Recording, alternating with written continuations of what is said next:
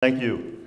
I'm very happy to be here. I drove up starting yesterday, got to Waterloo, and I was all excited to put together the best presentation I could for you guys, drawing from all my previous presentations that I had in a Dropbox, which is basically requiring that I use the internet to access them. And the internet connection did not work at the hotel. I almost went to another hotel. But anyway, I pulled together a different set of slides. And sometimes when you respond to a challenge, you do something even better. So hopefully that's what we'll see. Anyway, this is one of my favorite pictures. That's my technician, Andy, in the red shirt, and one of our student workers on the right, a couple of years ago, 2014. And they had just finished cultivating. And they had done a really good job, and they were feeling victorious. How many of you would say that when you think about weed control on your farms, you feel victorious? Okay, hopefully a few of you, and at least hopefully some seasons, you feel victorious. I certainly wouldn't say that I feel victorious over the last decade that I've been at WIU, but there have definitely been seasons like this season, where we had some very good weed control, like 2014, where we had very good weed control. And I think I could say that we have made progress, where we are making more consistent weed control happen on the farm. And I can share some of those strategies with you. Okay, so the research farm that I'm talking about is about 5.5 hours south of here. It's 70 acres. We rent 77 acres. We plant about 70 acres of plots each year, 5 to 10 large-scale experiments, plus some small plot experiments and demonstration plots each year. And I hope that some of you will come down and visit. I see at least one face in the audience that has been there before, but we have a big field day in August, typically the second week of August, but you're welcome to come anytime. Whether we are there or not, you're welcome to come visit if you're passing through the area. If you want to see, what happens behind the scenes, just come anytime. But if you would like a tour, you should obviously let me know and we'll come out and walk the plots with you. So there's where we're located.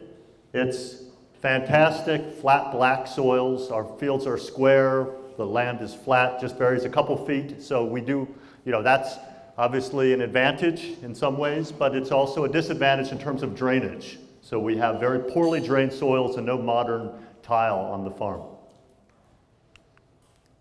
And we're about 300 miles south of here. Just to help us put that in perspective, obviously St. Cloud is a bit north of here, but I just looked up growing degree days. That's the amount of heat that you can calculate above some base temperature. And I calculated for 40 degrees between April 1 and October 1. And this happens to be 2012 when I did this. And we had 29% more growing degree days above 40 as compared to St. Cloud. One thing that was interesting, 2012, when you compare 2012 in our area to the average, and you see that it was about 10.6 degree days higher at our location than average in 2012. But of course, 2012 was an exceptional year. I don't know exactly what it was like up here, but it was extremely hot and extremely dry. We had about 3 inches of rain during the growing season. And in 2015, we had over 30 inches of rain during the growing season.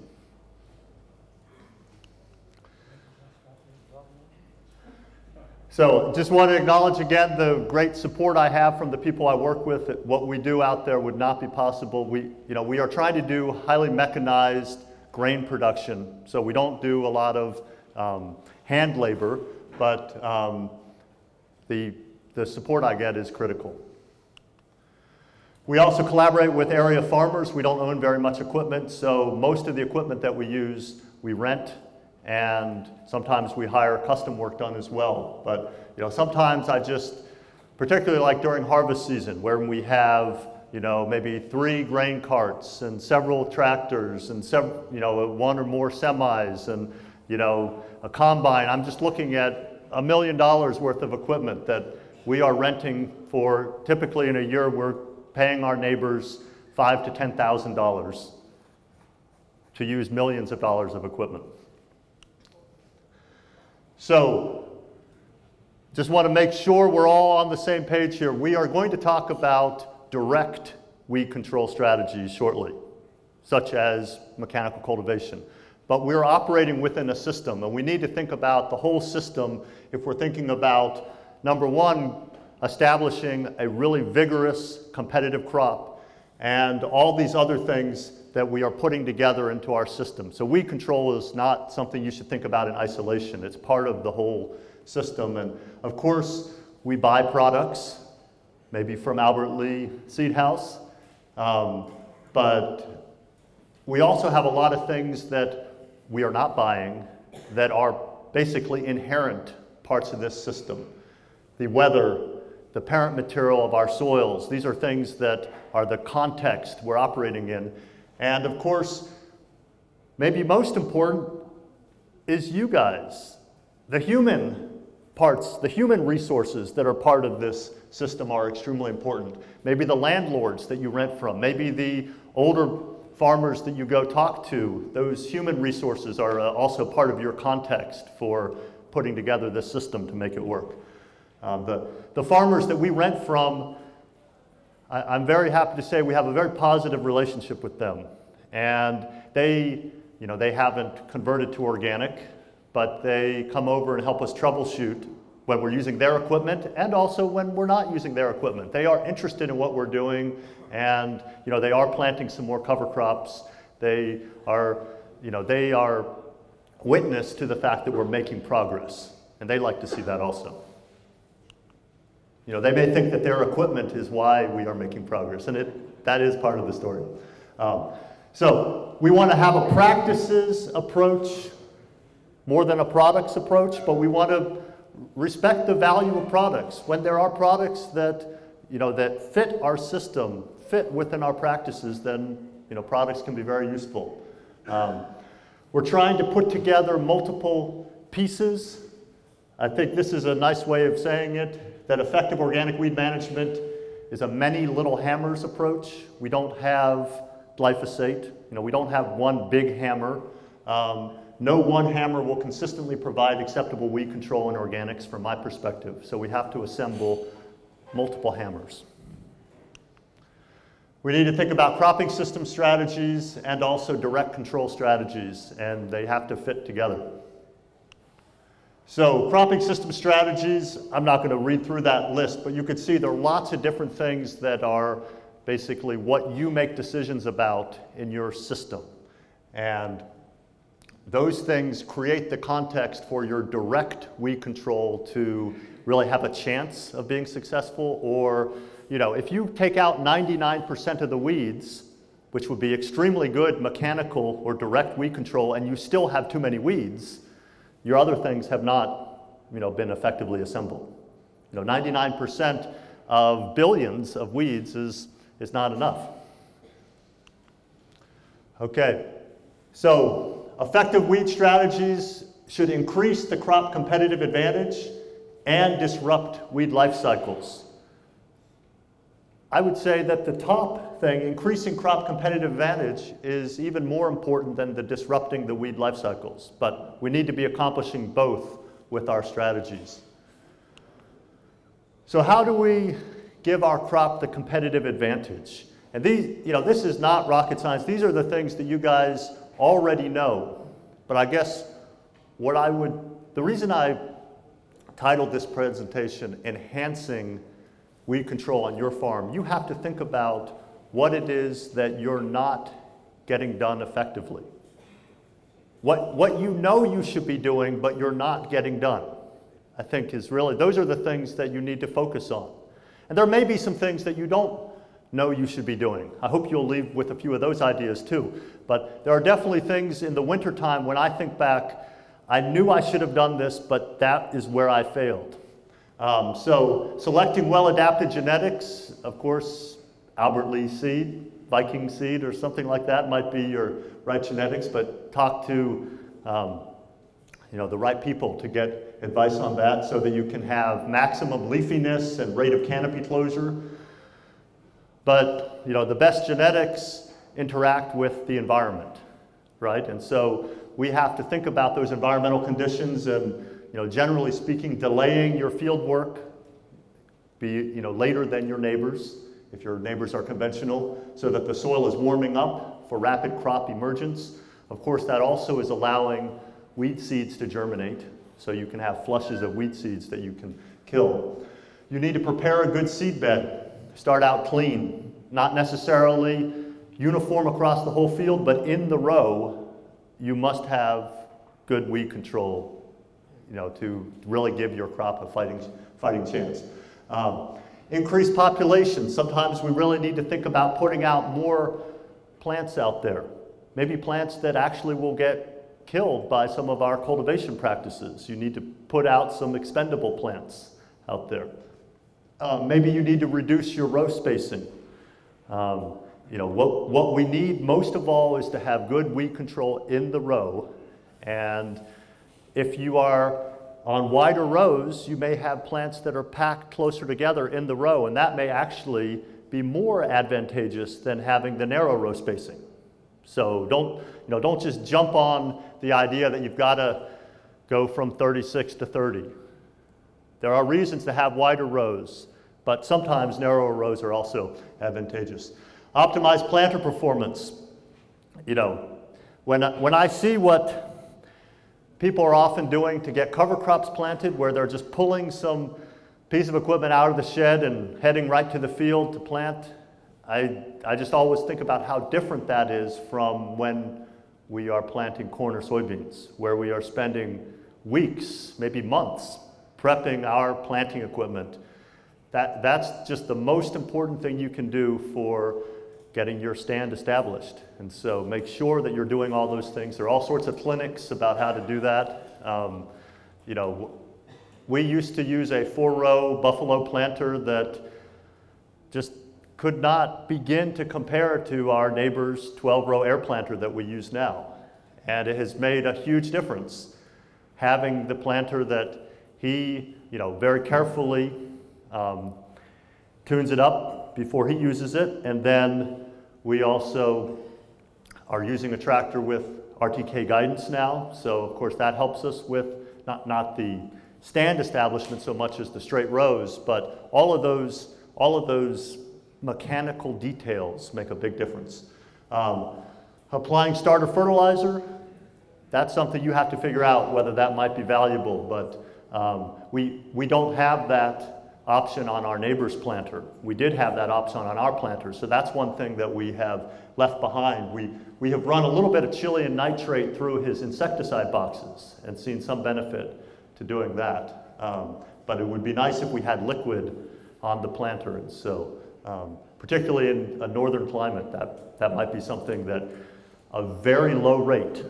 These products are expensive, so a very low rate may give you some significant advantage. The Chilean nitrate running through the insecticide boxes wide open is only putting on about 18 pounds of product to the acre. And so divide by 6, we're down to about 3 pounds of nitrogen. But in one study, we saw a 10 bushel yield response to that 3 pounds of nitrogen.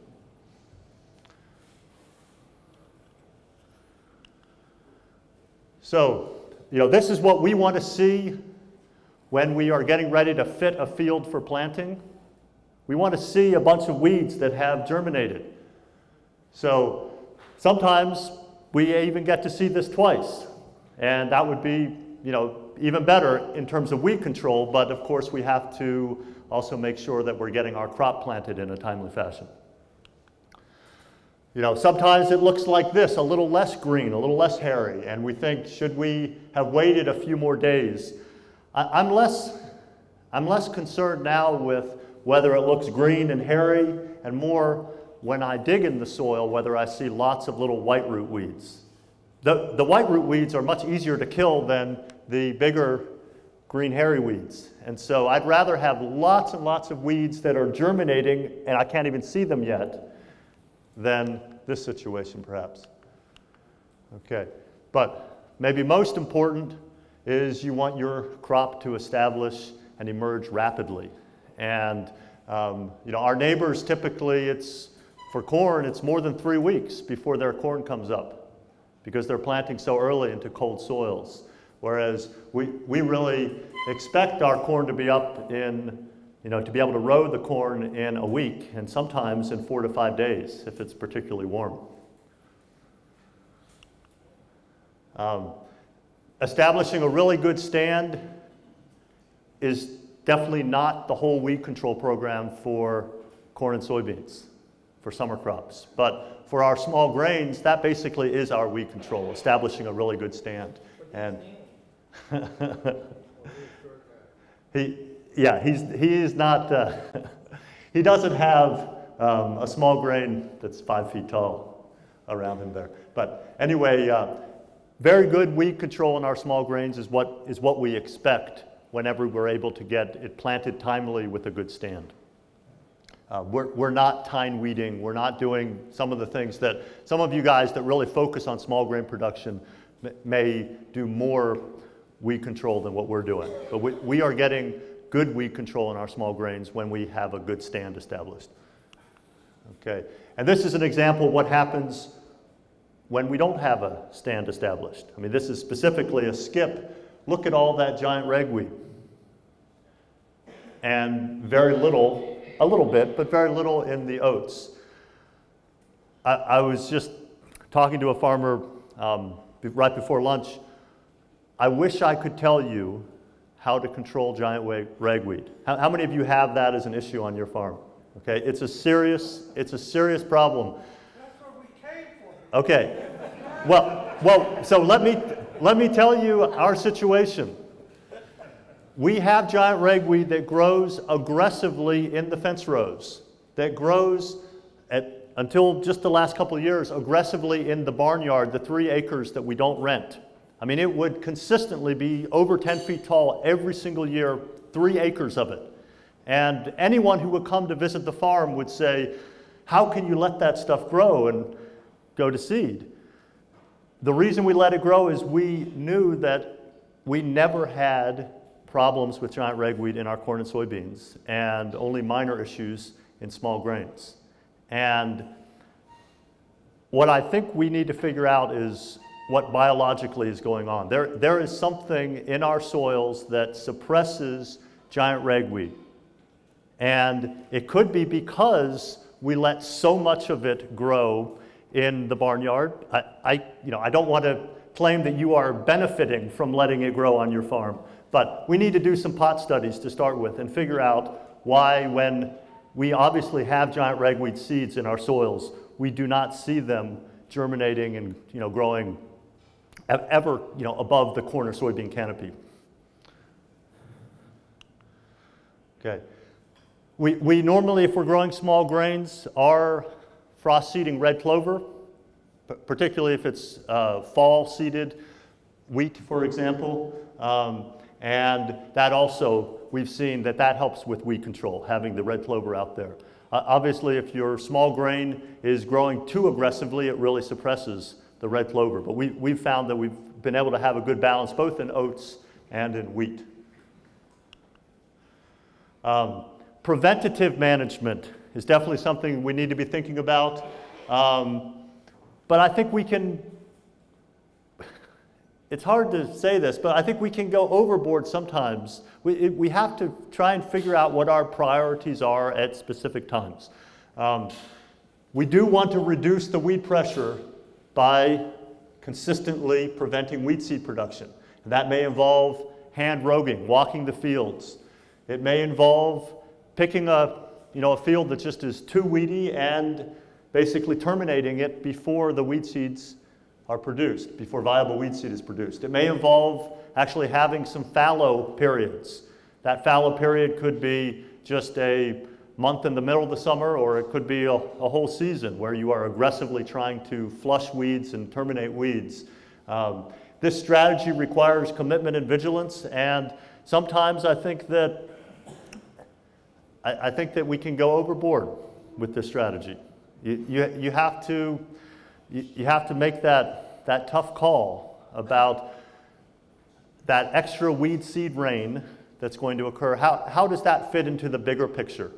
And if your next crop is likely to be quite sensitive, it's definitely something that you probably want to prevent that seed rain, because the freshest weed seed is the most aggressive, is my experience. But I think this is one of the things that I think about when we have weedy fields. Should we just terminate them?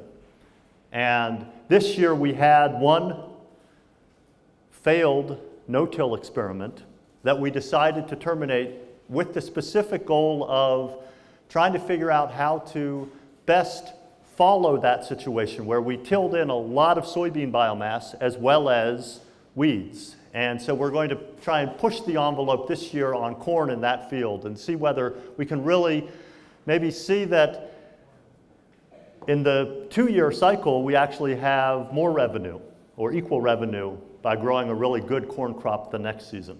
That's something that we're looking at. Okay.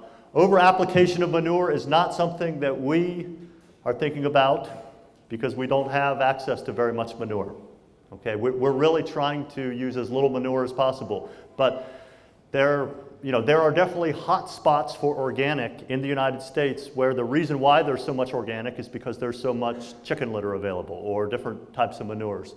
And I think our tendency is to use it abundantly when we have access to it. And I think that can definitely be having negative effects on our weed control.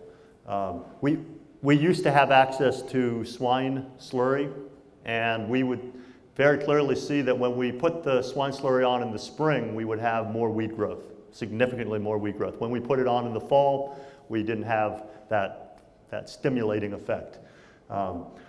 Weeds are really good at scavenging nutrients. I mean, that's part of, I guess the ecological role that they play. When you look at the nutrient concentrations in weeds, they're really high. And so, when you terminate that, that crop that's full of weeds, when you make that tough decision, you're turning in a really good green manure in most cases. And so you need to think about how to follow that perhaps with a small grain, maybe if you terminated your soybeans because they're full of weeds.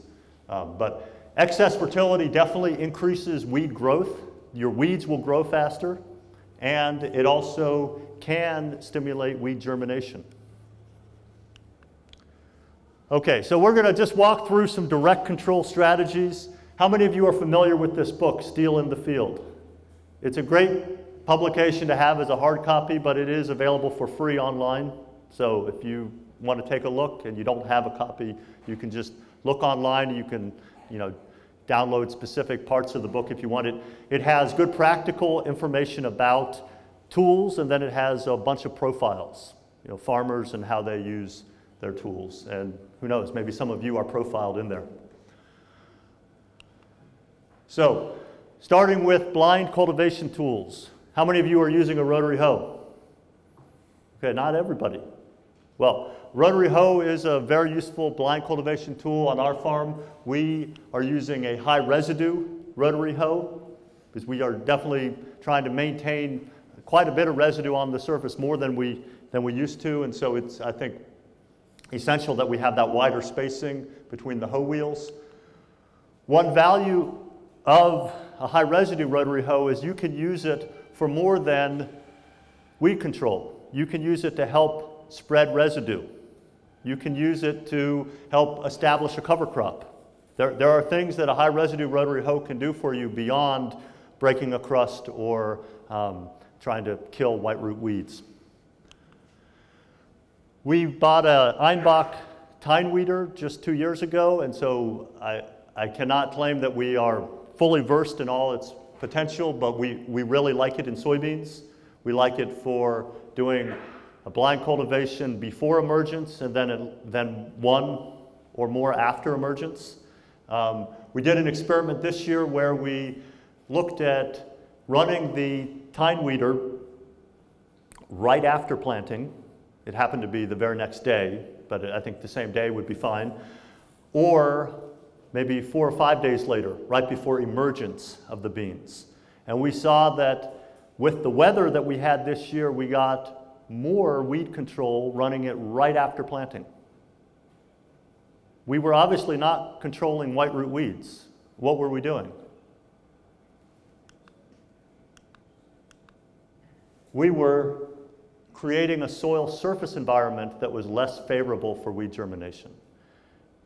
That is very valuable if the weather cooperates with you. Obviously, as soon as it rains, you now have a surface environment that is conducive to weed germination. But leaving that top inch very loose so that you don't have good soil seed contact, that top inch is not where your crop is establishing, but it is where almost all the weeds are establishing. Yes? In your experience, what is the situation where you would prefer a Rotary Hoe or you prefer a tine? Okay, the question was, when would we prefer a tine weeder versus a Rotary Hoe? Basically, where we're at right now is that we are using the tine weeder more and more in beans and less in corn. We haven't learned how to use a tine weeder effectively in corn. We even feel like running it right before emergence that we may be doing some damage to the stand. Can't say that definitively, but that seemed to be the case this year. Even before the corn had come up, just plucking the little plummules as they were starting to, right under the surface, we think we did some damage. And definitely when the corn was 4 to 6 inches tall, when we thought we could run the tine weeder, we were knocking over more corn plants than we wanted to. And with beans, you can be very aggressive to them. Corn, I was not comfortable with how the tine weeder was affecting them. The tine weeder, the Einbach tine weeder that we are using is so much more intensive in shattering the soil surface compared to the Rotary Hoe that we're using. Maybe we need some hoe bits, maybe we need a different Rotary Hoe, but our Rotary Hoe is effective when we have a crust and does not do as much as I would, doesn't do nearly as much as I would like if we don't have a crust. So we get some great action out of our Rotary Hoe when we have a crust and we use it in a timely fashion. But I think that's my response to your question. But guys, please feel free to ask questions at any point. I'm glad that we paused to address that. So blind cultivation, regardless of what the tool is where you are not targeting the weeds. You're not specifically seeing weeds, and you are not, in most cases, you're not, at least when you're starting with blind cultivation, you're not seeing the crop. When we did that blind cultivation with the tine weeder right after planting, that created a problem for us, not in terms of controlling weeds. We were very pleased with the effect there. We weren't able to see our wheel tracks anymore, right? And we weren't running guidance on that tractor, and so what I think I need to do this next season is I'll just put something on the tine weeder so that I'm marking the middle, so that I can come back and run again. Because what I'd like to do is not either or right after planting to take out the wheel tracks and then right before emergence, but rather both. I'd like to do both of those if the weather allows. And I wasn't comfortable driving across the field right before emergence when I couldn't see where the rows were going to be. Okay. Our experience is that shattering the crust is when you get the best action out of blind cultivation tools, but we haven't experienced this, but I've heard that tine weeders can run into situations where there's too much of a crust and you don't get proper action out of the tine weeder. Has anybody experienced that? Okay, so maybe running a sequence of the Rotary Hoe and then the tine weeder would be the right thing to do. What the tine weeder does is it fully shatters the soil surface, much more than any Rotary Hoe that I have ever used. And it obviously can be a rake, right? It can rake residue, but our experience is that if you have a lot of residue, but it's well-sized and it's sufficiently dry, the residue will flow through the tine weeder.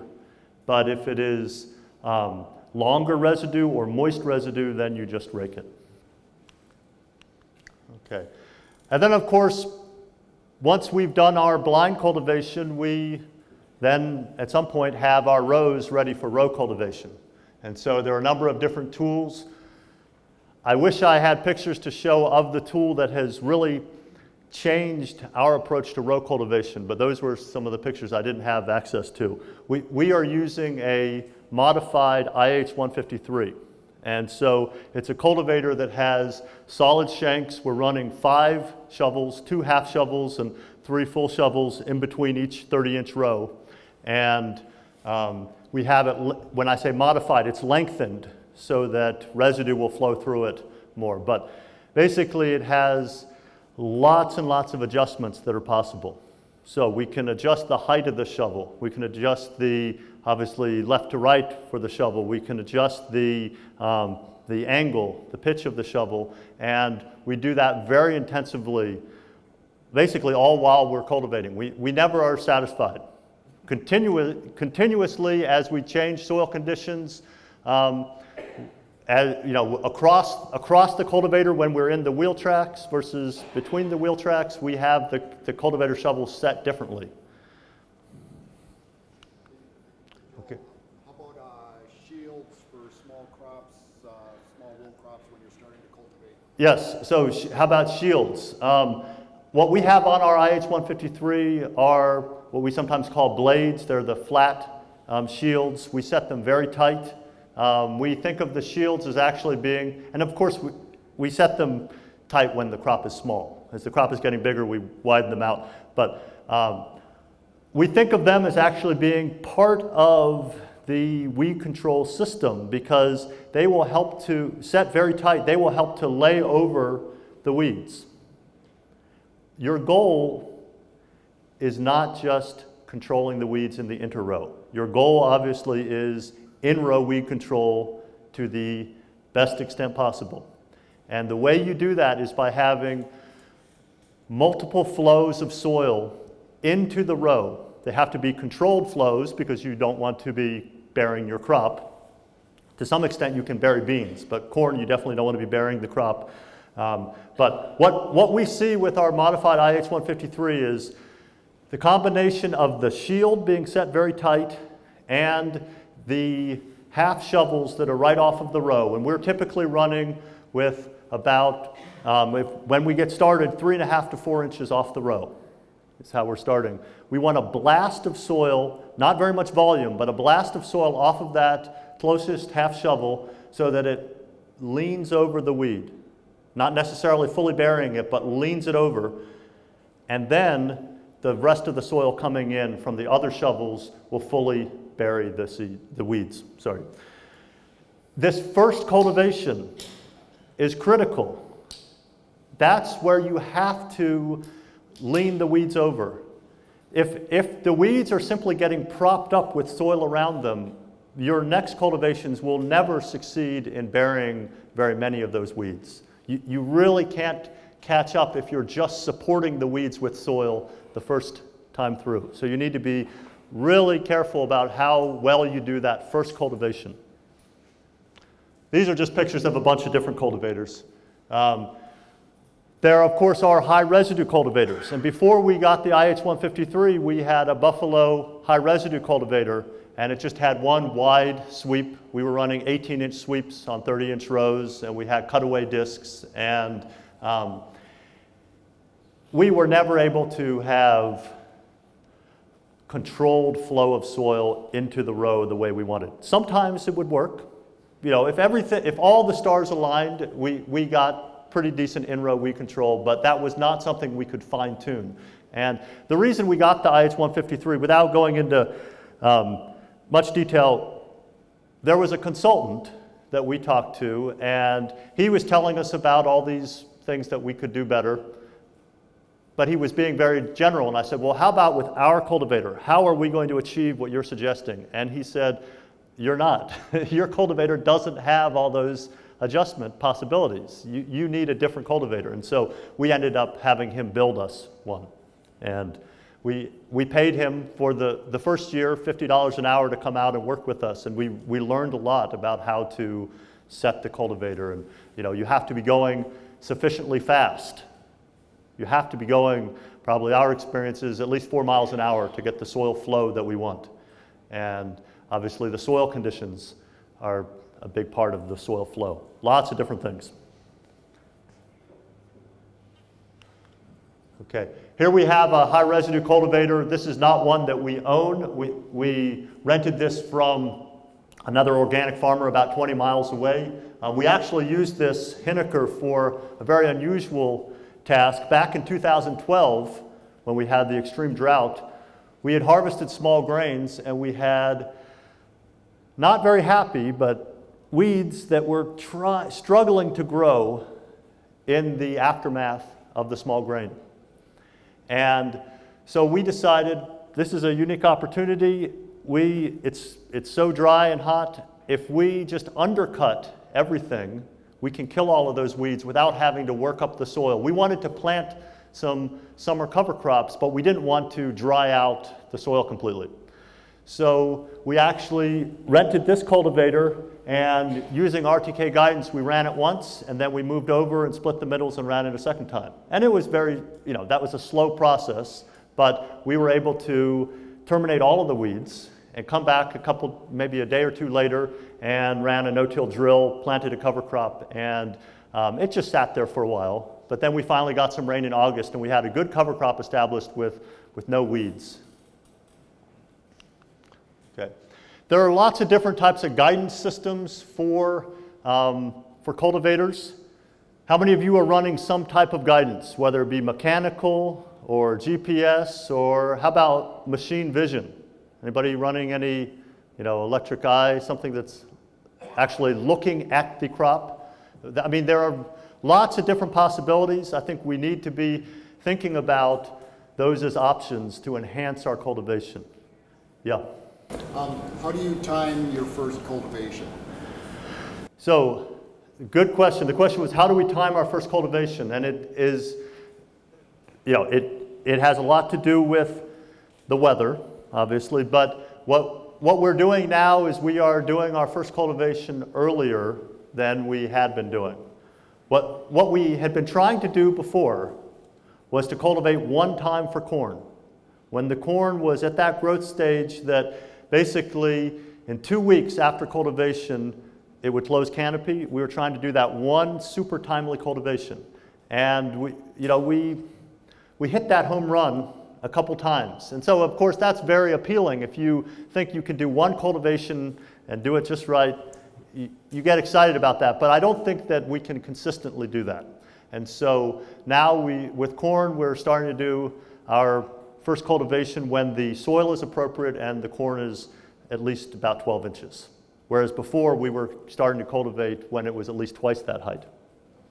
We were waiting until it was probably V5, and now we're willing to go earlier than that. With soybeans, we go when the soybeans are sometimes as short as about maybe 6 inches. And that's earlier than we used to do also. Okay.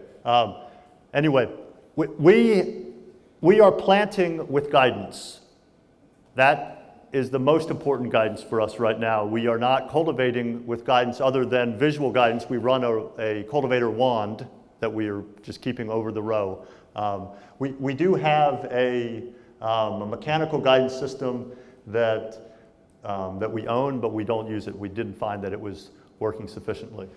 I think the slickest thing that, if a neighbor had this, we would certainly be renting it, would be if we had some type of equipment, implement steering that was actually looking at the row. But none of our neighbors have that, and we're not ready to buy one of those. Okay, of course, this is a possibility. I don't know how many of you have ever seen anything like this, but for high value crops, actually having someone out there implement steering, is a possibility. Okay, but this is really what we're trying to achieve. We want to have our cultivation take out the weeds at the time when, after that cultivation, the crop is going to start growing so aggressively that we don't need to come back again. Okay. But of course, timeliness is often the difference between success and failure. And this is my picture I opened with. This happened to actually be a very wet summer. And there was rain coming. It held off for a number of hours, and so the cultivation was highly effective. But if it had occurred right after cultivation or had rained us out of the field, of course, the scenario could be very different. I know that what we're doing is on a very small scale compared to most of you. We're growing typically about 25 acres of corn. Some of you might be growing, 10 to 100 times that. So obviously you have different perspectives on what timeliness means. But of course we have lots of little plots. So that makes, I think that the management required for our 25 acres of corn is probably at least equal to 250 acres of corn. Sir? Yes? When you go and said you only start cultivating at V5, for instance, you have no reason to cultivate up to that time because your other methods have kept the weeds down up to that point? Okay, so the question was about if we wait until V5 to cultivate the corn, is it because there's so little weed pressure that we don't see any reason?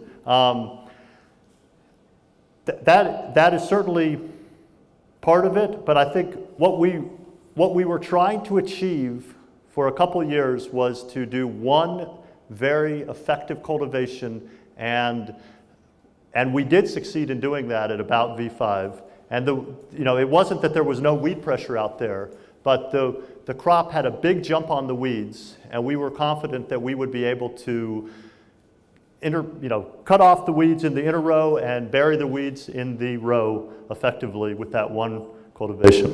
And then to follow up on that, you said after that then the crop really grew. Yeah. Does cultivation do something to the soil, or put more oxygen into it? That's always a myth from my youth. Yeah. Cultivating helps grow. I think there is some truth to that. So the question was about, is cultivation actually stimulating the crop to grow faster? There are studies that have looked at that, and they kind of weigh in both ways. I don't think our goal is to be putting oxygen into the soil. While that may be happening, our goal is to cultivate in a way that minimizes severing of roots. How many of you have finished, have done a round and looked at the cultivator and just been horrified at how many roots were hanging on the cultivator? I mean, that's something that we see sometimes, and we're like, oh my gosh, what have we done? And I think that sometimes that root pruning might actually stimulate more growth of roots. The roots in our fields are different than the roots in our neighbors' fields. When I go out and pull some soil out of our neighbors' fields, I see, and so these would be fields that are not getting cultivated at all, particularly like in soybeans, lots more roots that are right at the surface, right under the residue. Our tillage soybeans don't have the roots in that location, and I'm not sure what the difference is in terms of function by not having those roots right at the surface, but we certainly find that we do have good, when we have dry seasons, that's when we have grown our most exceptional beans. So we're getting roots down into the soil moisture, and the roots are effective even with the cultivation. But that's a good question, and I don't think there's an absolute answer on that. Certainly, when you have black soils, when you have cultivated, all of a sudden you see the contrast between your crop and that black soil, and it looks spectacular. Even if you didn't control all the weeds, at first it looks so beautiful.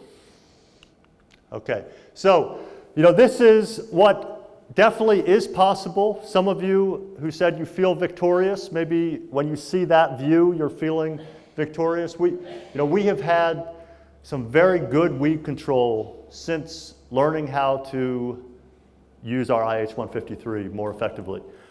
The second cultivation we sometimes do with the high residue cultivator. If we had a wider high residue cultivator, we would probably do all of the second cultivation with that cultivator, because we don't need to fine-tune the second cultivation or third cultivation nearly as much.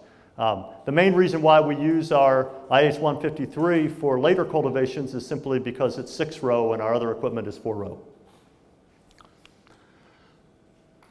The reality is that all of those things that are possible are not always achievable when you have weather that really just does not cooperate with what you're trying to do.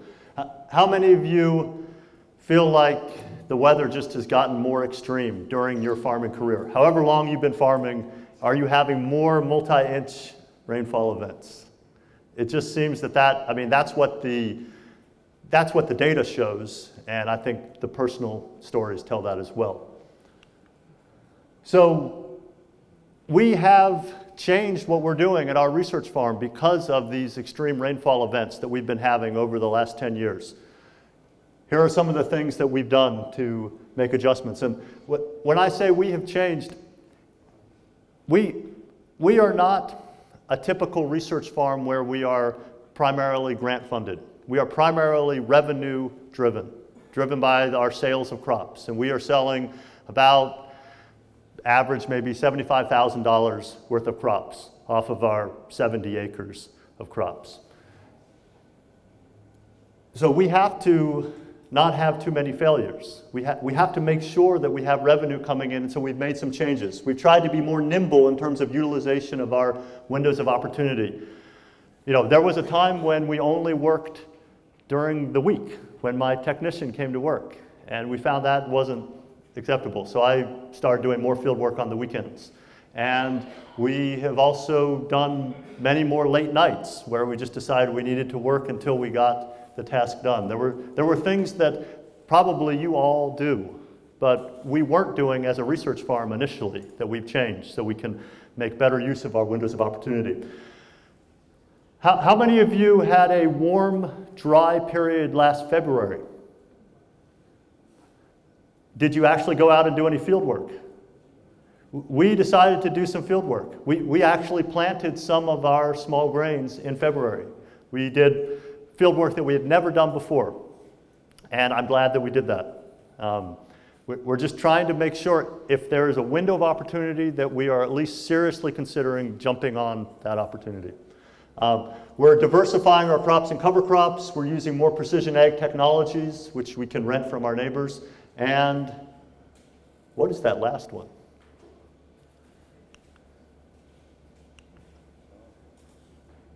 CCORNT, cornt, I guess is how you pronounce it, is cover crop-based organic no-till, organic rotational no-till. That rotational is a very key part. We're not trying to do continuous no-till, but we are trying to have some no-till phases in our systems because, if you have to have certain soil conditions for your cultivation to work and you're having more situations where you don't have those opportunities, it becomes more and more appealing to have a system that doesn't require that cultivation. So we'll talk about this in just a second, but just back for a second. Of course, there are other strategies other than mechanical cultivation for weed control. How many of you are doing any type of thermal weed control where you're flaming? Or there are other systems other than using flame. For example, there's down not too far from us, there's a company selling the electro weeder, or I think it's the weed zapper. Sorry, the weed zapper. Of course, there were early electric weeders that came out, several decades ago, used in sugar beets. Anybody using a weed zapper? Anybody heard of one?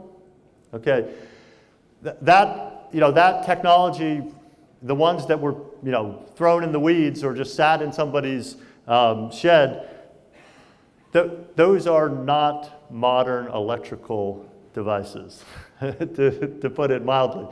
The ones that are being built in central Illinois, it's an electrical engineer from Caterpillar that has figured out how to put together a system that he feels uses all of the best modern electronics. I don't have any experience with it. They came and had a booth at our field day. You know, it seems like if you're going to make electric weeding work, you want to have modern electronics in it. You want something that is not going to zap you and is going to use just the best of electrical equipment that's available, and an electrical engineer is who you need to build one of those. Okay, so let's talk about this approach. This is not necessarily something that is going to work on your farm the way it works for us, because we are south of you. I think that's the case for everybody here. I am located in a warmer environment than you guys, so that obviously is different. But let me show you our experience, and you can think about how this might be adapted to your situation. Okay? We even tried doing a little bit of corn this year for the first time. We have been doing soybeans, no-till organic rotational soybeans, since 2009. And I'll show you some yields in just a second.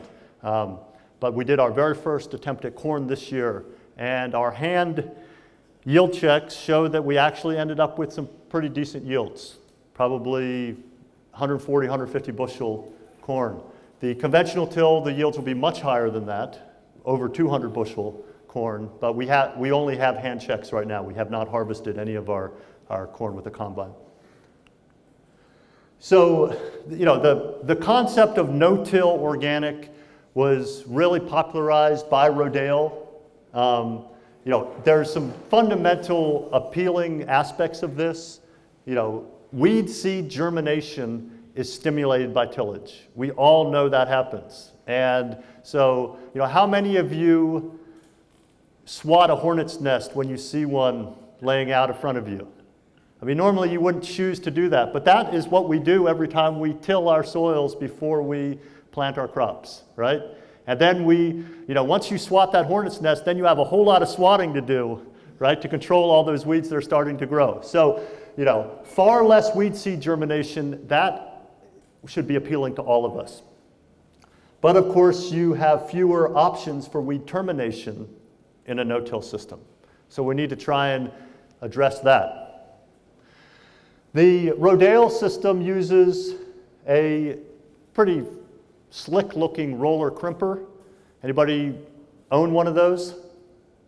Okay, the I&J roller crimper with, you know, that interesting-looking pattern of the crimping iron that basically you can run without it hopping because it has iron on the ground all the time. That is desirable. We finally bought one just this last season, and I guess I confess I expected high performance. I expected that it would do something far better than the cultimulture and the other tools that we've used, and I did not see that this season. The first field that we didn't have it full of water, and it hardly performed at all. Then we filled it up with water, and it worked better. But the crimping iron is pretty wide.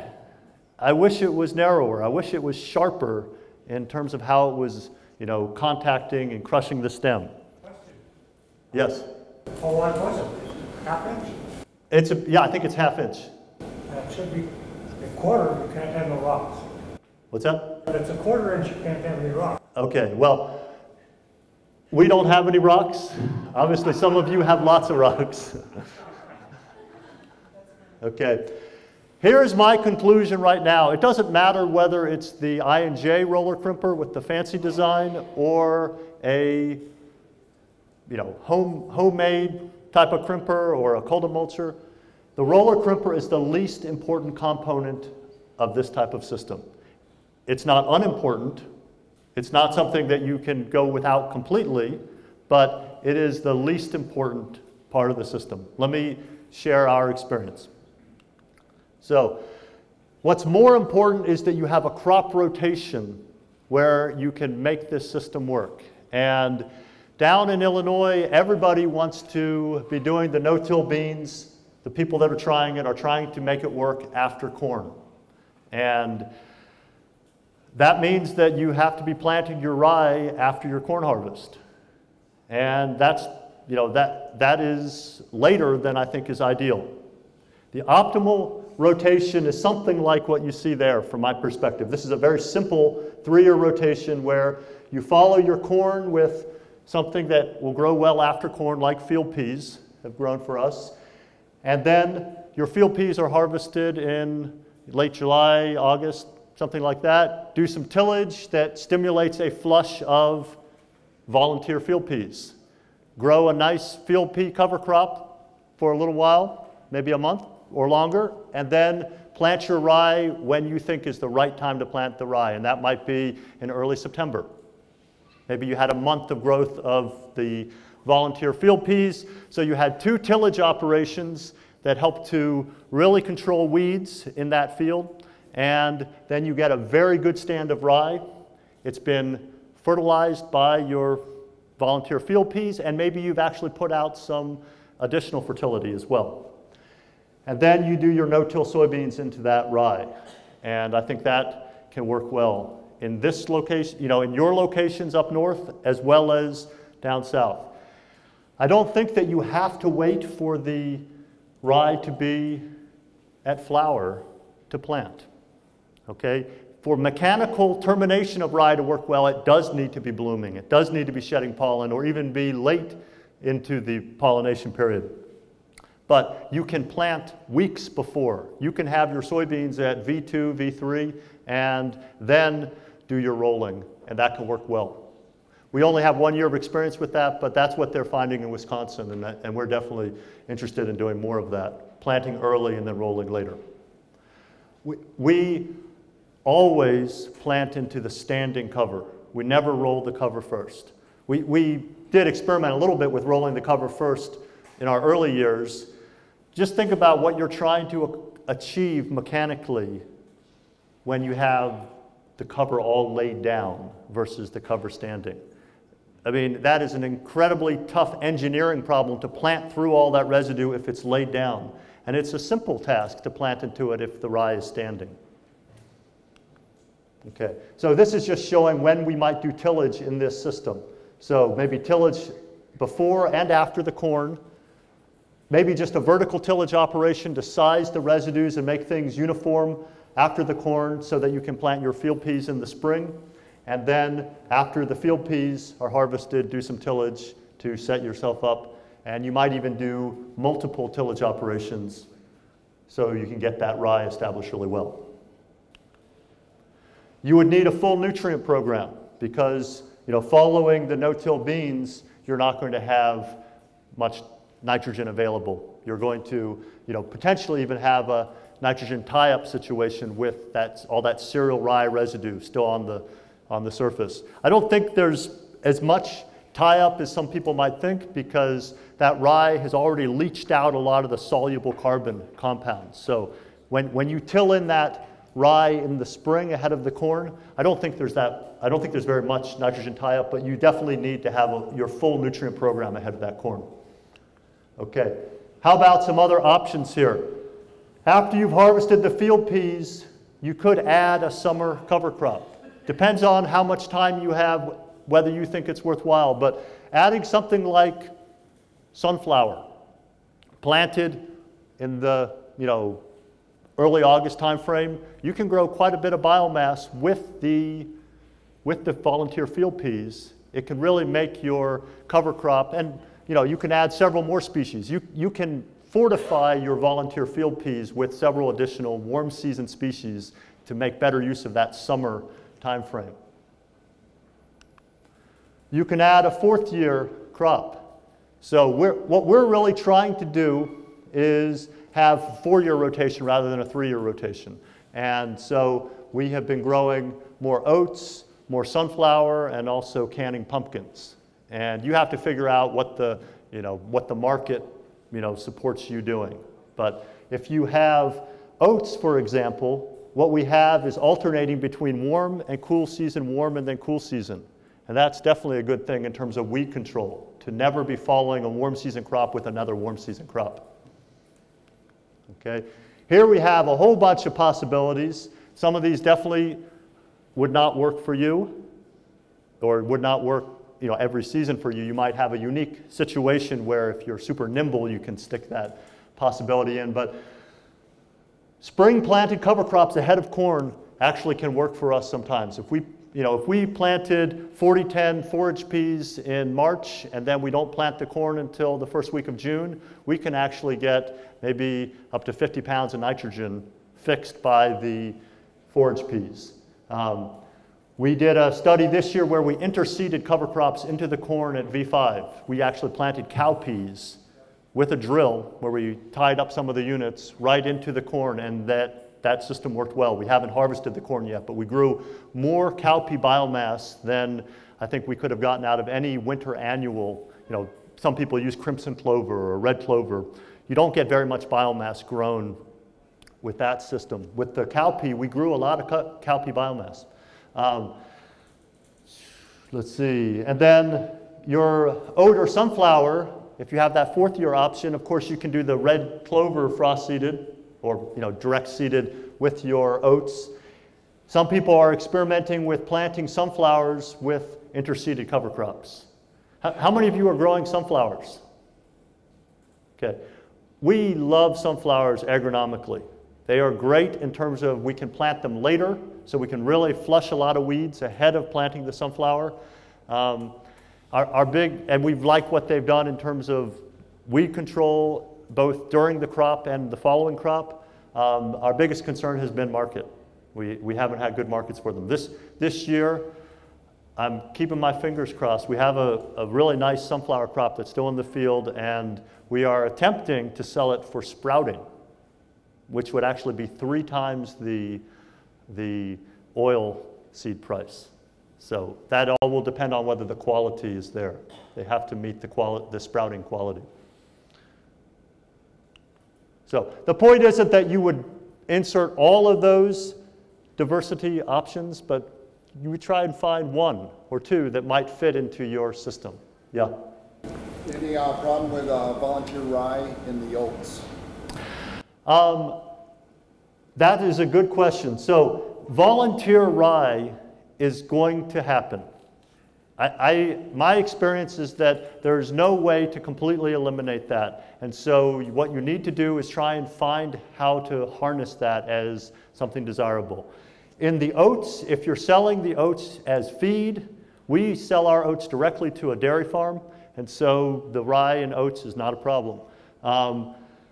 The other thing here that I don't have actually, year 2, the field peas, we had this year for the first time we planted field peas mixed with oats. And we ended up with about 90 bushel oats and about 5 to 10 bushel peas. And I'd say about half of the peas did not get harvested. They were down low, and we were cutting a little bit high because of some weeds in the system. And so we had a tremendous flush of volunteer peas, which I was pleased with. And the volunteer peas, now that field is planted to strips of rye and triticale and will be going to no-till beans. So the volunteer peas were a good thing. What we want is to have a pea that is taller and matures at the same time as the oats. The peas that we grew this last year were Montec, forgotten the name, but it was a pea that matured a little early and was a little short, and so it wasn't the perfect fit for the oats. But direct cutting them worked very well, and we definitely would, you have to have a market for that, but the dairyman was very pleased with that oat pea mix and wants us to grow more of that. Yes? Is it helpful, since you're talking about untilled soils, is it helpful to put the small grain with the peas? Does it help the peas, is what you're asking? Well, it can, I think it definitely can help to suppress weeds in your peas. If you've been having problems with weedy peas, how many of you are growing field peas? Good, not too many.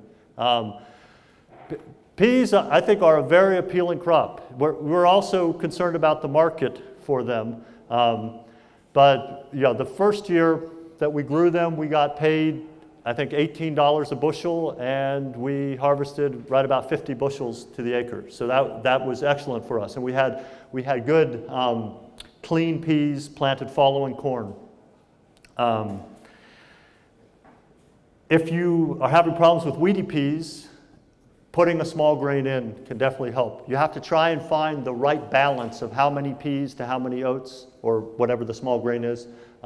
We planted about 2 bushels of oats to 1 bushel of peas. And we did this following corn and also following beans. And what we saw was that the ratio of how the peas versus the oats grew differed whether we were following corn versus following beans. Basically, following the corn, we got more pea growth and less oat growth. The oats were maybe more suppressed by the lack of nitrogen following the corn residue. Anyway, let me keep moving along here. This is a summary of our yields for our no-till work. And we have just taken out our no-till beans now for this season, and our no-till beans on wide rows, on 30-inch rows. For the first time this year, we planted no-till beans on 30-inch rows. And I was very pleased. That is definitely the direction I'm heading here on out. Even though all of this work, including some very good yields, was done with a drill, here on out I'm thinking we're going to be planting most, if not all, of our no-till beans with the corn planter on 30-inch rows. And I'll talk about that more in just a second. But what you can see is the conventional till, the first 3 years, we were actually comparing no-till versus conventional till in a replicated experiment. And so you can see the significant differences where those little letters are there. After 3 years, we were convinced that the no-till system could work, but we needed to figure out how to make it work better. So we didn't need to compare it versus conventional till anymore. We needed to compare different no-till systems. And so what we've been doing since is looking at different soybean varieties, how they perform in a no-till system, and looking at different small grains. Triticale is what we used ahead of our, you could see the very 2016, the average yield across the no-till plots was 70.8. Best beans we had ever grown, and they were very clean. The triticale worked extremely well. We used something called fridge triticale, a forage triticale, and we had a lower population of triticale than we wanted, but it tillered tremendously. As a forage triticale, I think it just was designed to grow lots of wide leaves, wide blades, and also thick stems. The stems were probably 2 to 3 times wider. They were like drinking straws as compared to the cereal rye, much thinner stems. So it crimped better, and the triticale residue persisted better. And so this coming season, we will be comparing triticale versus rye. We'll be comparing the two. We had not compared them directly in an experiment before. Yeah. What was the difference there in 2012 while the yield was half? So 2012 was an extremely dry year. And so what happened was the rye sucked the moisture out of the soil profile, and our soils are so deep that we were able to basically grow beans in the tillage system, beans just on the soil moisture in the profile. But the soil moisture in the profile had been partly depleted by the rye. It started being dry for us in March in 2012 and was dry all the way up to August.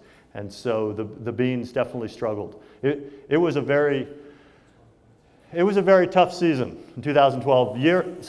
Day after day, everything would curl up and just have this gray-green color. And it was particularly ugly in that no-till experiment. That was the only season when we had such a negative effect for the no-till.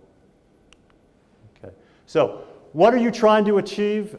You need to have a good stand of beans. This is planted with a drill. This is what we'd like to see if we're drilling them, and that's about 4 plants per square foot. Okay? We're trying to drop about 200 to 220,000 beans is what our goal was when we were planting the no-till beans with a drill. Okay? So if you could get 4 plants per square foot pretty uniformly, you're off to a good start.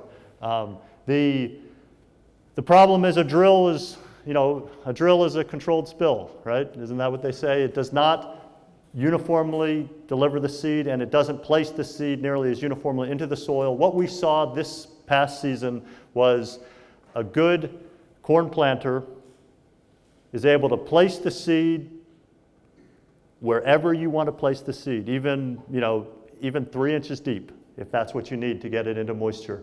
And you will have basically the beans will all emerge uniformly, which they do not do following drilling.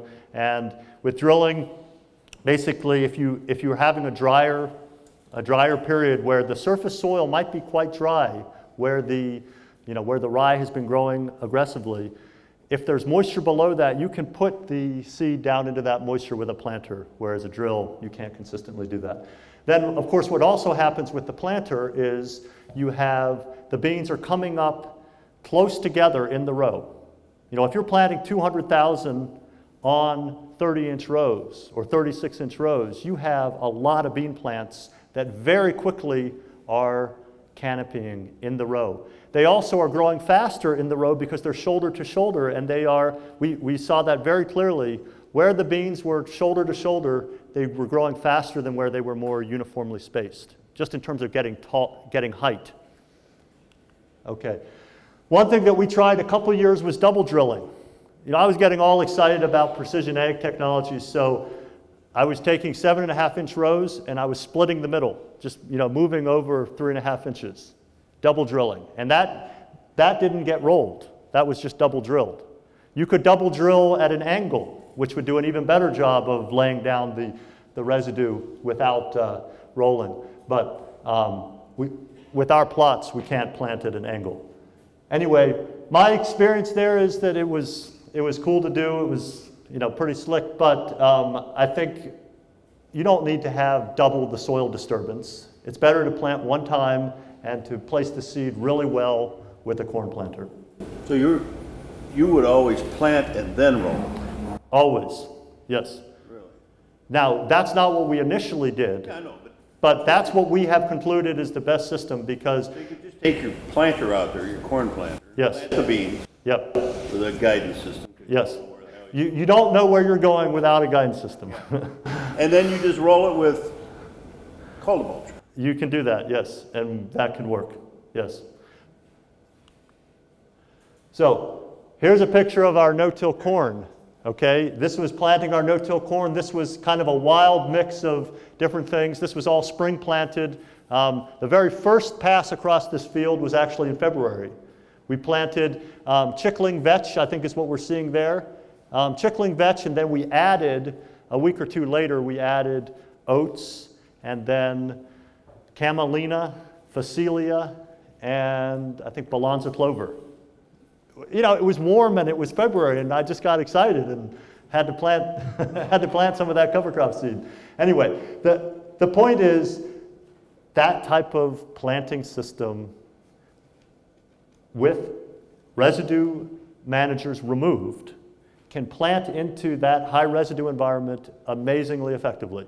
I can't swear by all double disc openers. We actually hope to have a cross-slot planter to plant with this season. And I don't know if you're familiar with the cross-slot system, but it's supposed to do an even better job of planting into really high residue environments. But our experience is just a double disc opener on a John Deere 1760 can do a very nice job of planting. None of that green back up again. Oh, so our situation here was, then we rolled it, and the roller did not do nearly as effective a job on this mix as it did on rye or triticale. And I'm not sure what the best answer for that is. Maybe we needed to wait a little bit longer before rolling.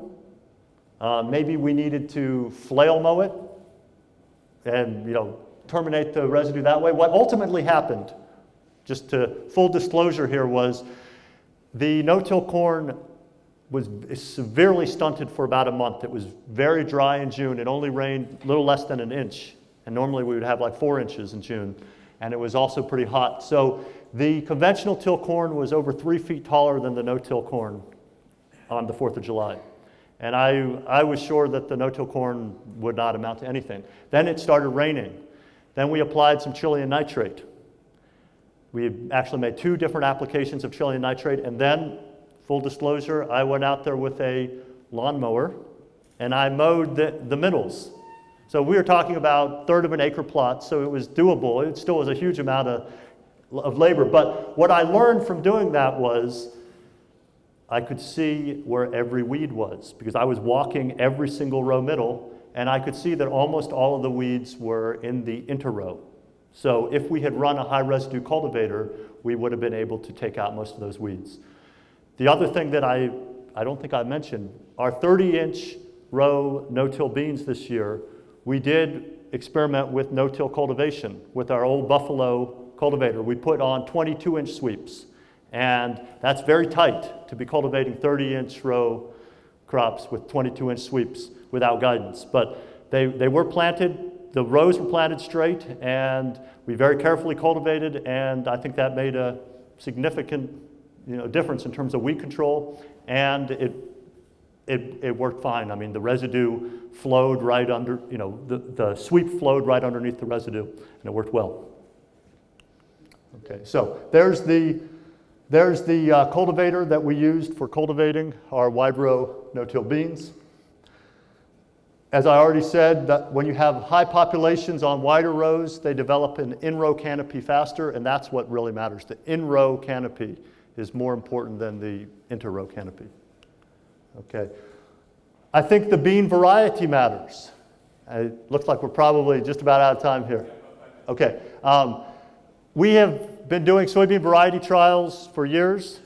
Every year we evaluate 10 to 15 soybean varieties. We haven't planted any beans from Albert Lea, so maybe we need to talk about that, but maybe our location is just not appropriate for your beans, okay? Because you can see the maturities up there. You're not planting anything like that, are you guys?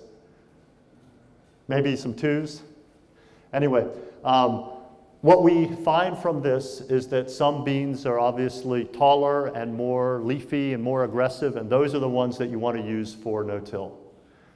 Blue River Hybrids 34A7 is the tallest, leafiest bean season after season.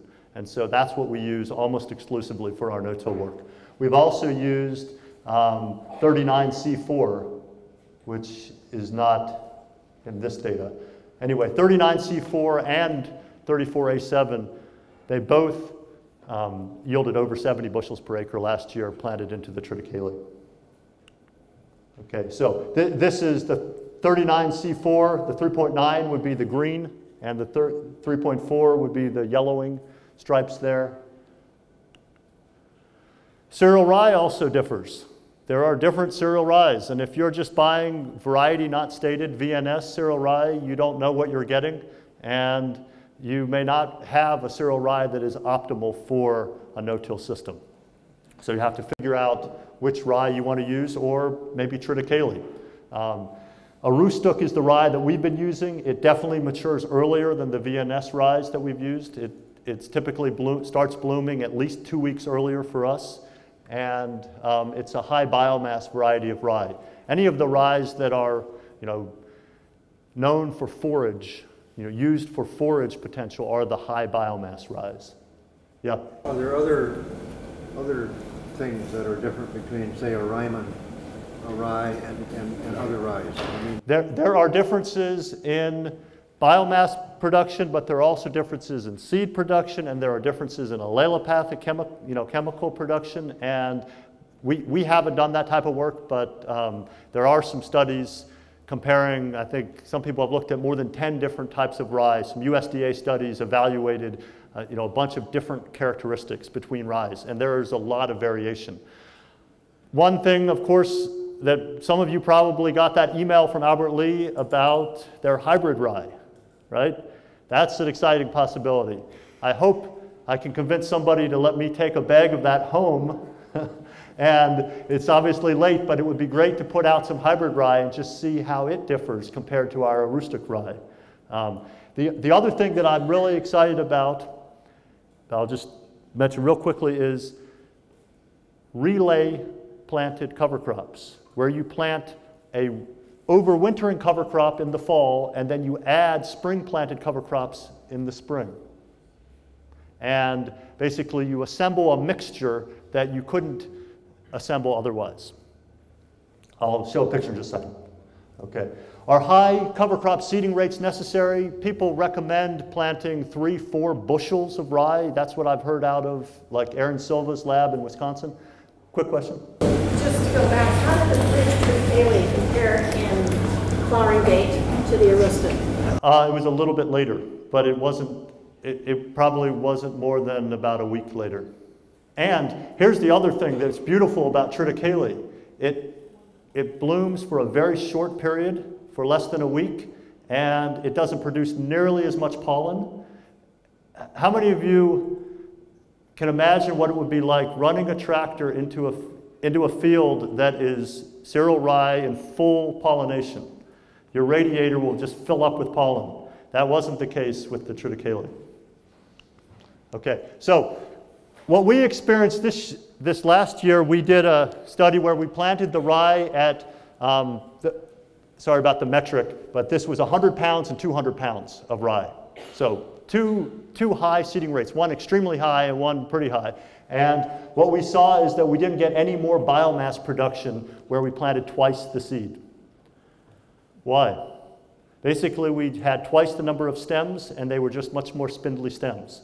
If you don't have the fertility to grow more biomass, more seed isn't going to give you more biomass. What more seed might do that is desirable is maybe give you more early cover, but it's not going to give you more biomass unless you have the fertility to grow more biomass, and moisture as well, okay? So what we think is most important is high percent cover in early fall and also high percent cover in the spring is what gives you the weed control. The biomass matters, but not as much as having really good cover. So you want to have a really uniform stand of cover crop, and you want to have it growing early, both early in the fall and early in the spring, I think is even more important than the total amount of biomass produced. Okay, so here, this is harvesting our 34A7 and 39C4 plots. They were the best no-till beans that we have ever grown, best beans that we've ever grown at the farm. When the farmer, our neighbor, was harvesting them, and I was riding with him, he was like, why are you still growing tillage beans? Well, I let that go to my head, perhaps. This season, we planted almost 3/4 of our beans were no-till, and some of it was into rye that we had not planted with the intention of doing no-till. But I was like, oh, it looks good. Let's plant some more no-till beans. And we had, for the first time, we had some disasters where we really did not have acceptable weed control. And so one of those fields we tilled up, we pulled the plug on it completely, and we're hoping to grow some high-performance corn this year, trying to really take advantage of essentially a fallow season. Okay. Just to wrap up real quick now, the last thing that we really are pushing now that we didn't do I've been at this farm for 10 years.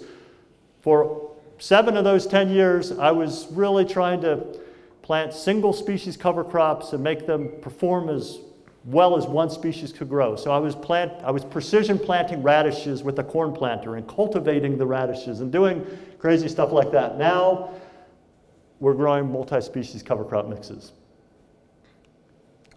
This is a mix, so this is last year.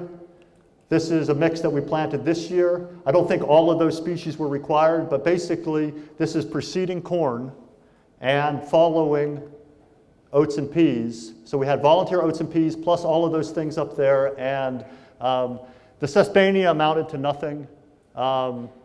The chia, I probably didn't put quite enough out there, but chia, as in chia pet chia, it's an amazing plant for summer planting to produce biomass. I mean, just think about how fast it germinates on that little ceramic figurine. They grow really fast, and they have over 400,000 seeds per pound. So 2 ounces. What I was trying to achieve with those seeding rates was basically 1 plant per square foot. That's actually that's a pretty cheap mix up there. That's less than $30 of seed. Okay. This mix right here, we ran over it with a vertical tillage tool, that you can see there, and planted 12 pounds of cereal rye. Just 12 pounds of cereal rye, because my intention was to relay plant some spring planted covers into it. And that is what we did this spring. Those rye plants produced as much biomass as other places where we planted a bushel of rye, because each plant had plenty of space, plenty of fertility, because it was going into all of that. Whoops. And that rye produced a lot more biomass than I expected. And it got really well, it got surprisingly well planted with that vertical tillage tool. Could you go back one, please? Yeah. Oops, too far. One more. Whoops, sorry. One more. What are you looking for? Oh, the recipe. I'm sorry. There you go. Sorry about that. Did you mention that did